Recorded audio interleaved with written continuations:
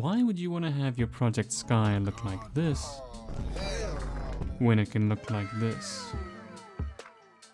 Alright, so if you want to learn how to change your Unity Skybox, this is how. First, you're going to want to find a nice free HDRI that you like.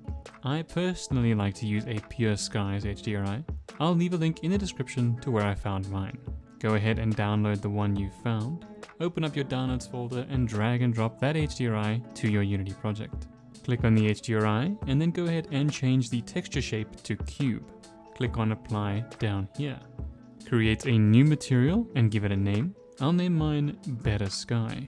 Then go ahead and change the shader of the material to Skybox and then Cube Map. Then take that HDRI and drag and drop it to this image field over here. And once you're done with that, you can simply just drag and drop your skybox onto the sky. And just like that, you've got a much better skybox than the silly default blue skybox. Alright, awesome, I hope you enjoyed. Please leave a like if you liked the video and subscribe. Let me know what else you might need help with. But anyway guys, thank you so much. Cheers.